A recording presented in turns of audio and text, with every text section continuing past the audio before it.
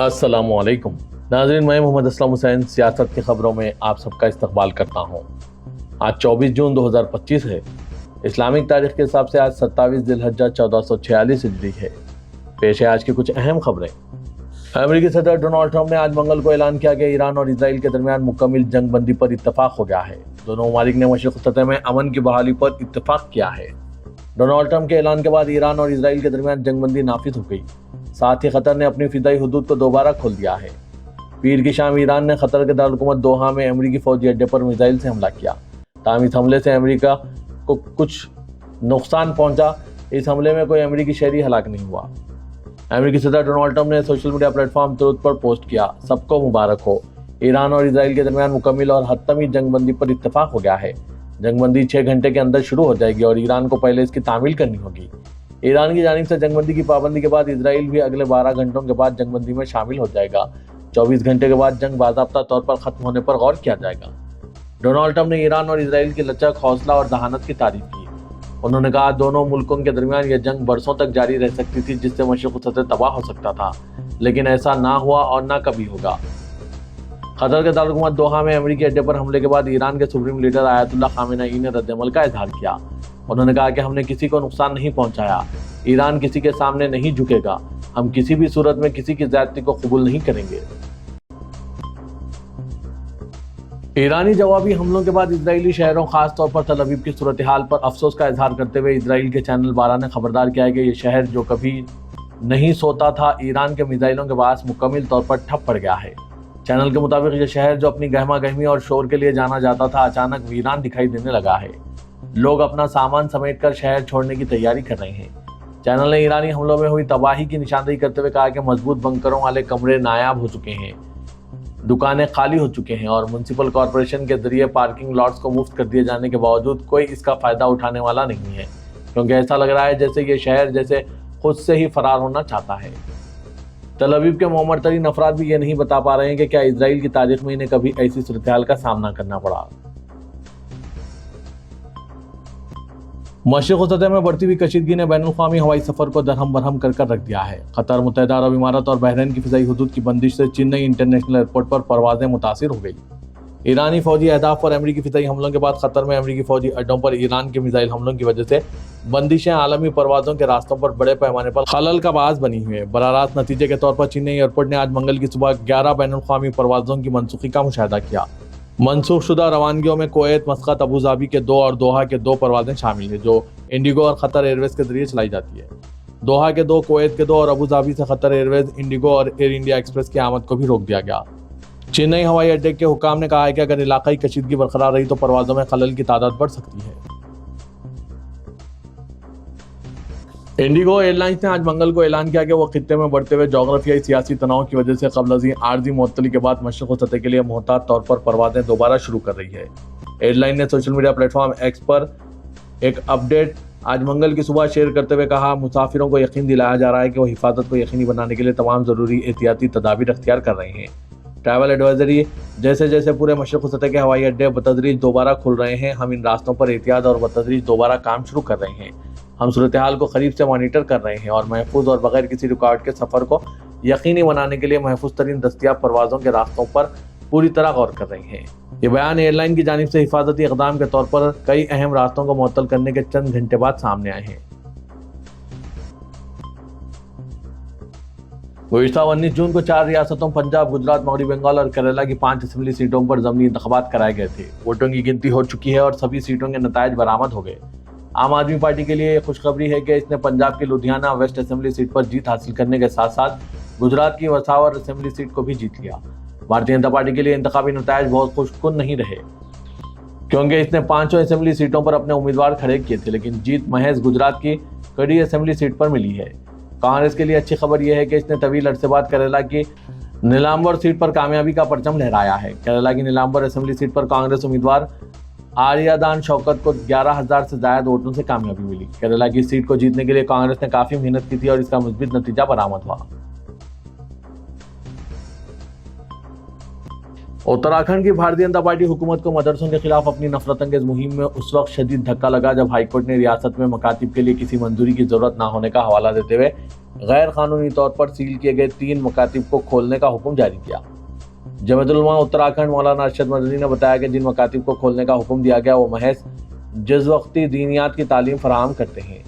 हालांकि इससे कबल भी सुप्रीम कोर्ट में मदरसों के खिलाफ फिरका परस्तों की साजिशों को सख्त हज़ियमत का सामना करना पड़ा, लेकिन इसके बावजूद किसी न किसी बहाने से भारतीय जनता पार्टी हुकूमत वाली रियासतों में मदरसों को निशाना बनाया जा रहा है। उत्तराखंड हाईकोर्ट से 3 मकातिब को राहत इस बुनियाद पर मिली कि इनके लिए रियासत के मदरसा बोर्ड से मंजूरी जरूरी नहीं। समाजवादी पार्टी ने पार्टी मुखालिफ सरगर्मियों के इल्जाम में 3 अरकान असेंबली अभय सिंह, राकेश सिंह और मनोज पांडे को पार्टी से निकाल दिया। पार्टी ने बाकायदा एक बयान जारी करते हुए कहा है कि इन तीनों अरकान ने मुसलसल पार्टी की पॉलिसियों और नज़्म व ज़ब्त के खिलाफ काम किया और 12 इंतबा के बावजूद अपनी रोश नहीं बदली।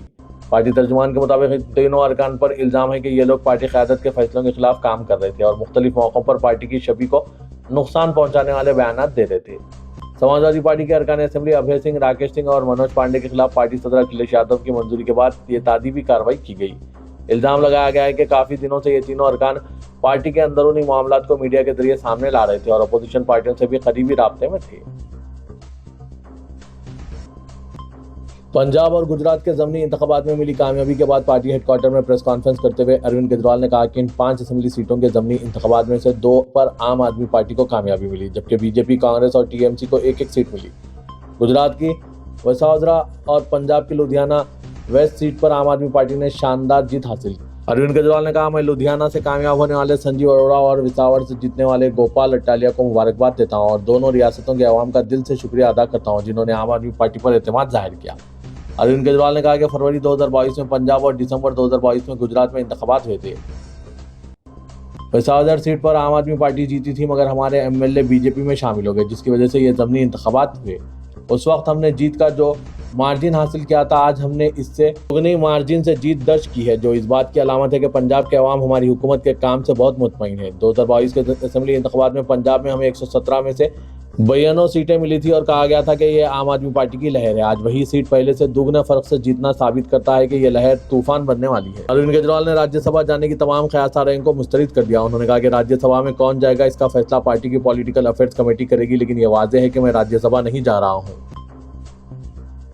सुप्रीम कोर्ट ने मगरबी बंगाल के शहरी वजाहत खान की गिरफ्तारी पर अबूरी रोक लगाते हुए मुख्तलिफ रियासतों में इनके खिलाफ दर्ज FIRs को यकजा करने की दरख्वास्त पर मरकज समेत दीगर मुतालिका रियासतों को नोटिस जारी की। वजाहत खान की शिकायत पर ही गुस्ताख शर्मिस्ता पनोली को कोलकाता पुलिस ने गुरुग्राम से गिरफ्तार किया था। मलून शर्मिस्ता ने इस्लाम और पैगम्बर इस्लाम के बारे में इंतहाई तौहीन-आमेज़ तबसरे किए थे, जिसके बाद मुल्क भर में मुसलमानों में शदीद गम व गुस्सा पैदा हो गया था।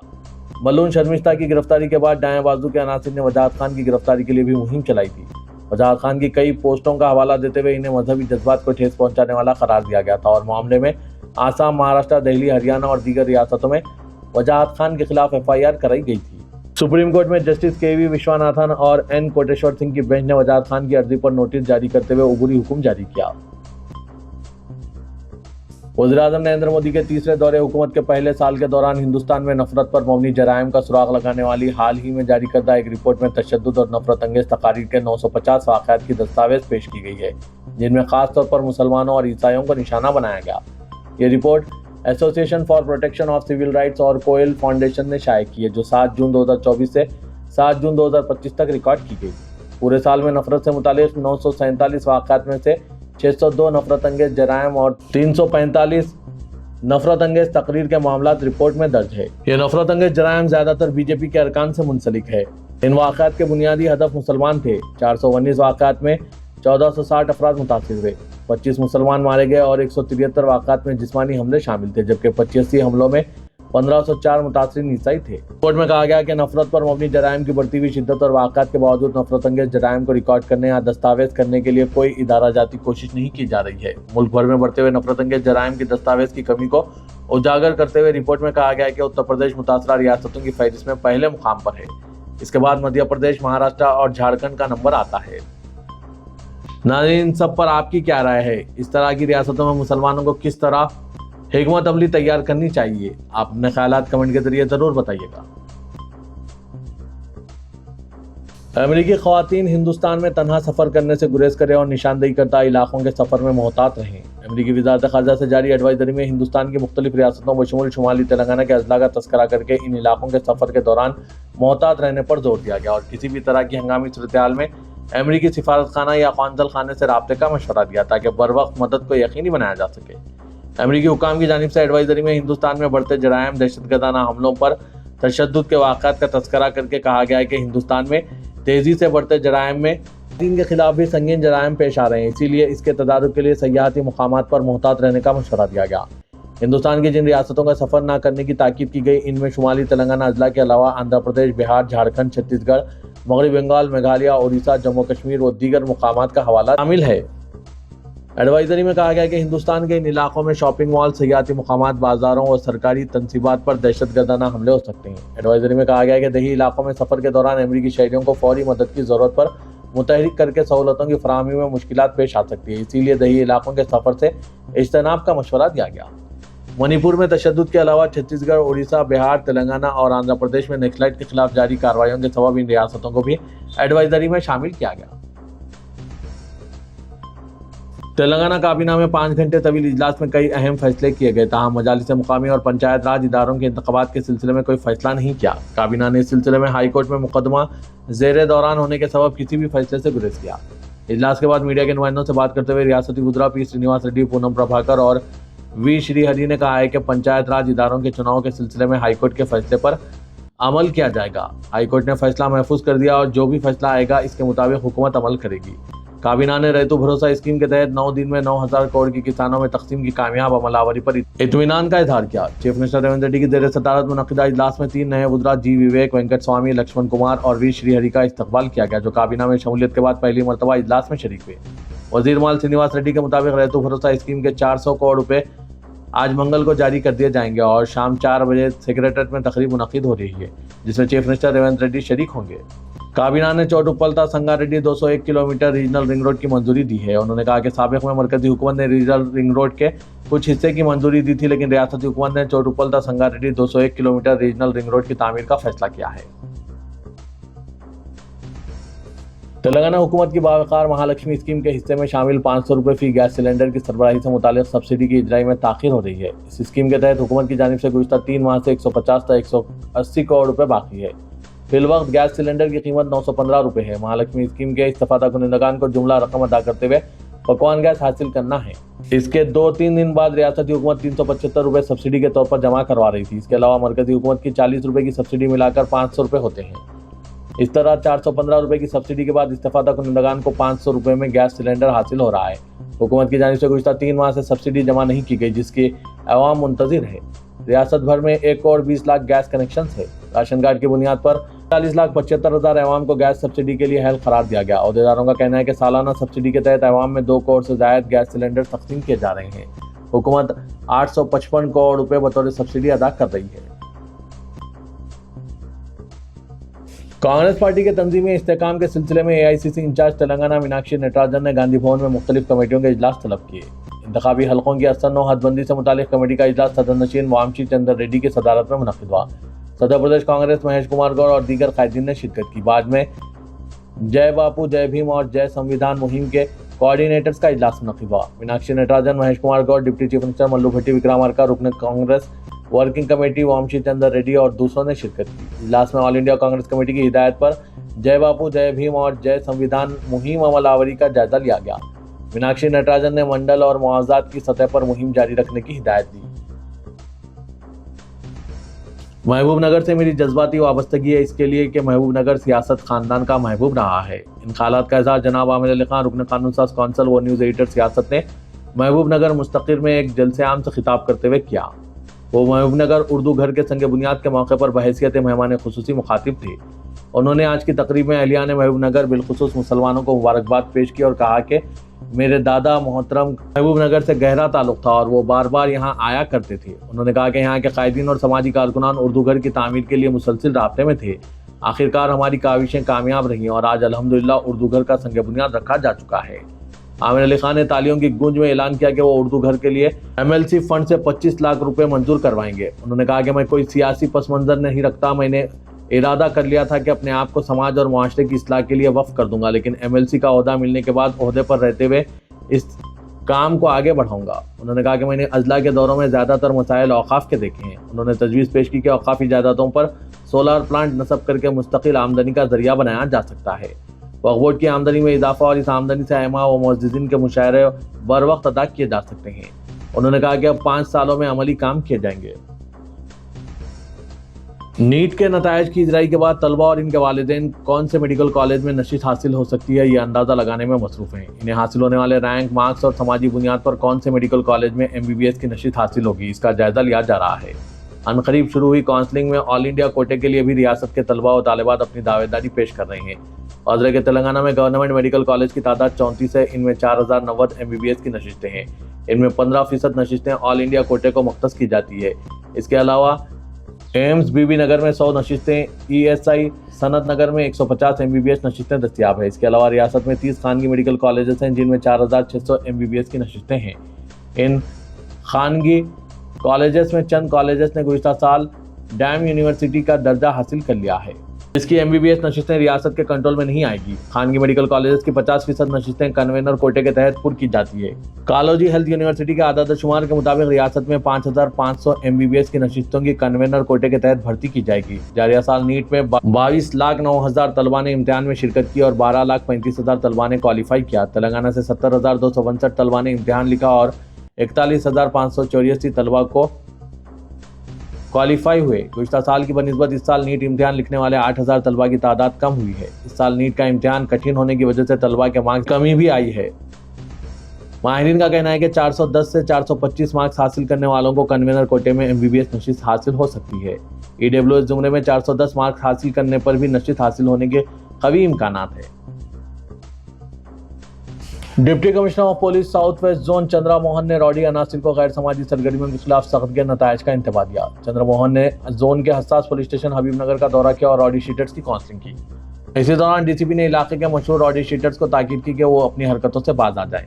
DCP ने रॉडी शीटर्स को गैर समाजी सरगर्मियों के खिलाफ PD एक्ट नाफिज करने का इंतबाह दिया। रॉडी शीटर हबीबनगर यूसुफ उर्फ जंगली यूसुफ के खिलाफ बैरूनी ममालिक से शिकायतें वसूल होने का जिक्र किया। यूसुफ पर फिर शहरियों को डराने धमकाने के संगीन इल्जाम पाए जा रहे हैं। DCP चंद्र मोहन ने यूसुफ और जंगली यूसुफ को मुखातिब करते हुए बैरून मुल्क से शिकायतों के मुतालिक और मुकदमात से मुतालिक दरियाफ्त किया और सख्त वार्निंग जारी करते हुए कहा कि आइंदा एक भी शिकायत पर सख्त कार्रवाई की जाएगी। Telangana government employees officers association Hyderabad जिले के सदर जनाब MB कृष्णा यादव की सालगिरह के मौके पर हैदराबाद वाटर वर्क्स दफ्तर में एक शानदार तकरीब का इनेकाद अमल में लाया गया। ये तकरीब एसोसिएशन के general secretary water board director Mohammed Abdul Qadir, association के एसोसिएट सदर VD सोशल वेलफेयर आशना और खजानची व DEO GHMC MV रमना की निगरानी में मुनक़िद हुई। इस मौके पर मुक़र्रिरीन ने कृष्णा यादव की खिदमत को सराहते हुए दुआ की कि वो मुस्तक़बिल में मज़ीद आला ओहदों पर फायज रहें और सेहत, खुशहाली व कामयाबी के साथ ज़िंदगी गुजारें। इस पुरमसरत तकरीब में TGOS Hyderabad city secretary Niranjan Reddy, TNGO मरकज़ी कमेटी के नायब सदर चंद्रशेखर, वाटर वर्क शोबे के अफसरान, मुलाजमीन और मुहिब्बान ने शिरकत की। इस प्रोग्राम में वाटर वर्क डिपार्टमेंट ने TNGO और सदर महेश कुमार और TGO जनरल सेक्रेटरी मोहतरमा चंद्र ज्योता ने भी शिरकत की। इदारे सियासत के महबूब हुसैन जिगर कैरियर गाइडेंस सेंटर वाक़ दफ्तर सियासत एबिट्स में Python full stack development with AI tools का आज 24 जून शाम 4:30 बजे से फ्री बूट कैंप का आगाज़ अमल में लाया जा रहा है। ख्वाहिशमंद उम्मीदवार इस सुनहरे मौके से इस्तिफ़ादा हासिल करें। IT सेक्टर और मुल्क व बैरून मुल्क में Python full stack development with AI tools की मांग को देखते हुए इदारे सियासत ने इन कोर्सेज का आगाज़ अमल में लाया। कोर्सेज में HTML, MySQL, CSS, JavaScript, Django, Python, ChatGPT, Gemini, perplexity वगैरह कराया जा रहा है।